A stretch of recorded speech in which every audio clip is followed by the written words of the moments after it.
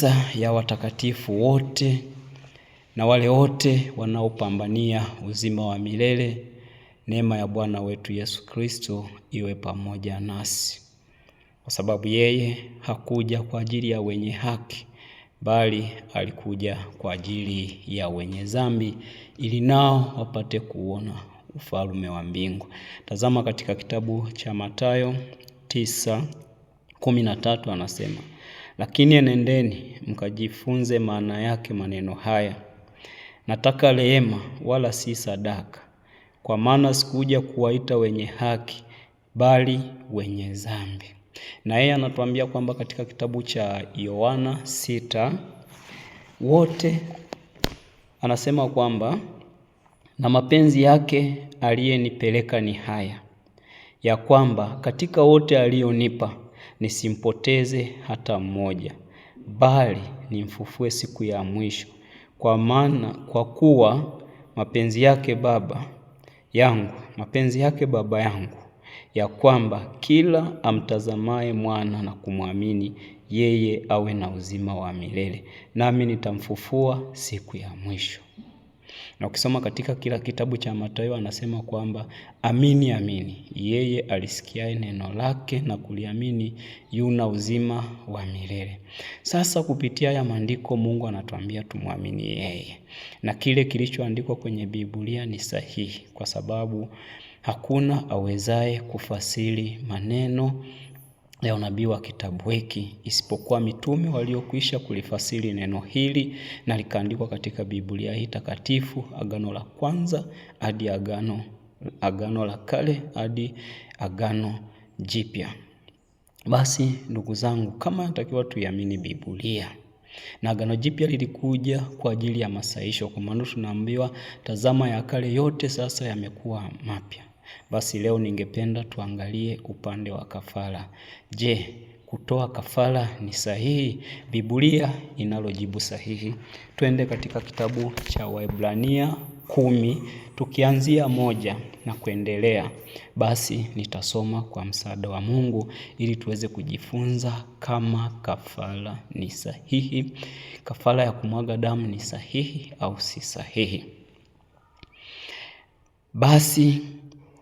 Basi Torati kwa kuwa ni kivuli cha mema yatakayokuwa, wala si sura yenyewe ya mambo hayo, kwa sababu zile wanazozitoa kila mwaka haiwezi wakati wowote kuwakamilisha wakaribiao.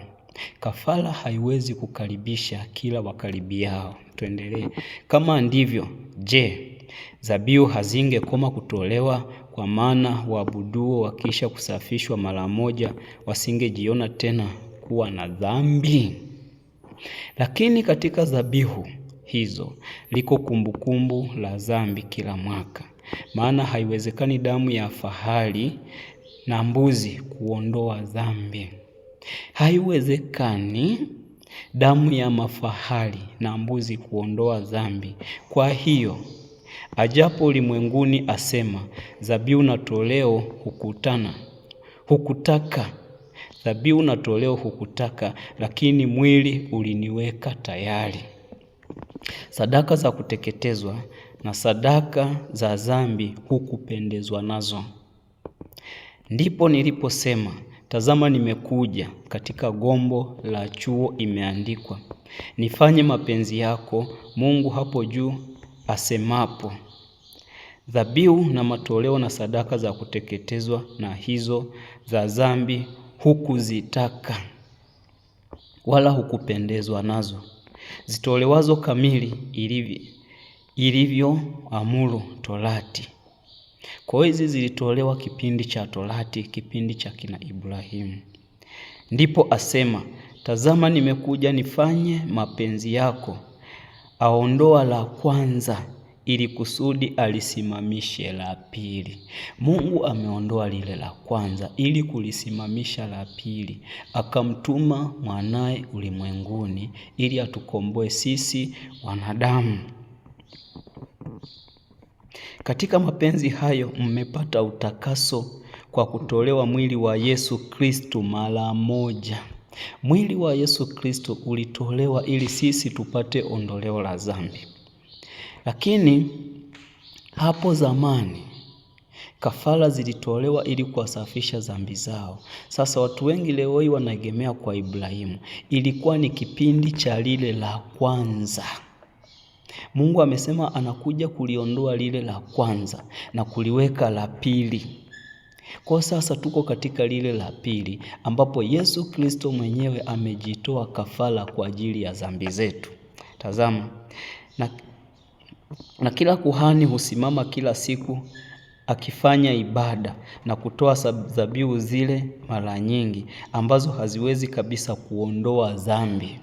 Tunawaona leo hata kuna watumishi wengine ni watumishi wa Mungu wanafanya mambo hayo wakisema kwamba wanaondoa dhambi, lakini Biblia inatuambia kwamba na kila kuhani husimama kila siku akifanya ibada na kutoa dhabihu zile mara nyingi ambazo haziwezi kuondoa dhambi. Zile kafara za kuchinja, kafara za kutoa mafahali, kondoo, ng'ombe haziondoi dhambi. Hiyo ilikuwa ni katika Agano la Kale kabla Bwana wetu Yesu Kristo hajaja. Sisi hatukumpenda Mungu, bali yeye alitupenda akamtoa mwanae pekee ili aje aukomboe ulimwengu huu. Lakini huyu alipokwisha kutoa kwa ajili ya dhambi dhabihu moja idumuyo hata milele, aliketi mkono wa kuume wa Mungu. Tangu hapo akingojea hata adui zake wawekwe kuwa chini ya miguu yake. Maana kwa toleo moja amewakamilisha hata milele hao wanaotakaswa. Na Roho Mtakatifu naye amshuhudia, kwa maana baada ya kusema, hili ni agano nitakaloagana nao baada ya siku zile, anena Bwana. Kwa ndugu zangu, kupitia hayo machache nisingependa kuongeza ya kwangu, Biblia inajitosheleza. Kwa swala la kafara ilikuwa ni zamani katika lile la kwanza. Yeye alikuja kuliondoa la kwanza na kuweka hili la pili, ambapo alimtuma mwanae wa pekee ili aje aukomboe ulimwengu huu. Mwenye kusikia na yasikie maneno haya ambayo Roho wa Mungu ayaambia makanisa. Kwa hiyo wewe unayetoa kafara ya kuteketezwa, kuchinja wanyama, kondoo, sijui imeandikwa wapi katika Biblia baada ya Yesu Kristo kuja. Kwa maana Biblia inasema sisi tumejengwa katika misingi ya mitume na manabii. Na Yesu Kristo ndiwe jiwe kuu la pembeni. Kwa tunawasikiliza mitume na manabii ni nini wanachokisema, kwa sababu maandiko yanasema awaye yote akiwahubiri injili tofauti na hii katika Wagalatia 1:8 na laaniwe. Sasa mimi sijui wanaosema kafara ni sahihi, sijui wanaitoa wapi. Ndugu zangu, tuishi kwa kusoma maandiko. Neno la Mungu halihitaji fasiri. Ukisoma katika waraka wa pili wa Petro 1:20, hakuna unabii katika kitabu hiki upatao kufasiriwa. Na ukisoma katika kitabu cha Ufunuo 22:18 hadi 19, atakayeongeza maneno ya unabii wa kitabu hiki ataongezewa mapigo ya kila mtu. Ataongezewa mapigo zaidi ya hayo.